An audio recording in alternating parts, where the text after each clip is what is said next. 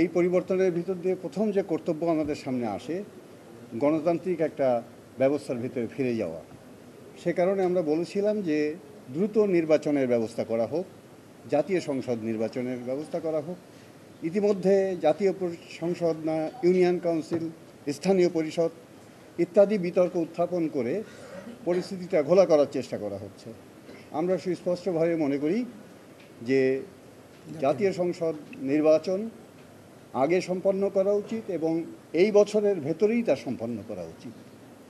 তা যদি না হয়, পরাজিত শক্তিসহ নানাভাবে নানা ধরনের ষড়যন্ত্রের যে শক্তি যা ক্রিয়াশীল আমাদের দেশে, তারা সুযোগ নেওয়ার চেষ্টা করবে। ফলে দেশের যে অর্থনৈতিক পরিস্থিতি, আইন শৃঙ্খলা পরিস্থিতি, জননিরাপত্তার সংকট, ধর্ম জাতি সংখ্যা লঘু মানুষের যে নিরাপত্তার সংকট এবং আপনার মানুষের যে আকাঙ্ক্ষা, সেই আকাঙ্ক্ষা নিয়েও, অর্থাৎ নির্বাচিত একটা সরকার হবে সেই যে আকাঙ্ক্ষা পরিবর্তন, তা নিয়ে নানা ধরনের প্রশ্নের ভেতরে আমরা আছি।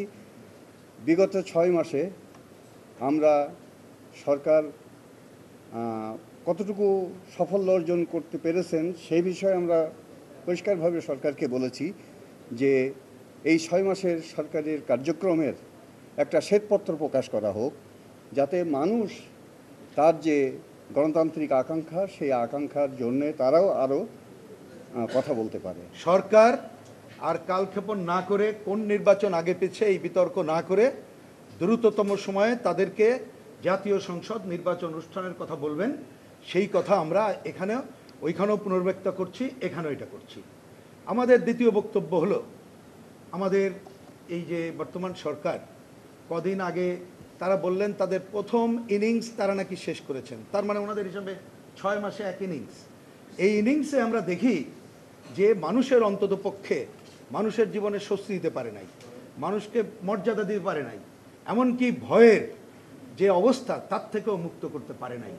এই জন্য আমরা আশা করব দ্বিতীয় ইনিংস শেষ হওয়ার আগেই তারা নির্বাচন ব্যবস্থা সুষ্ঠু এবং গ্রহণযোগ্য করার জন্য যা যা প্রয়োজন সংস্কার, এই কাজ করে তারা নির্বাচন সুসম্পন্ন করবে এবং তৃতীয় ইনিংসের শুরুতেই যাতে করে আমরা একটা নির্বাচিত সরকারের কাছে ক্ষমতা হস্তান্তর করতে পারি এই নির্বাচন কমিশন, এবং আমরা যাতে এগিয়ে যেতে পারি সেই কাজটাই তারা করবেন বলেই আমরা প্রত্যাশা করি।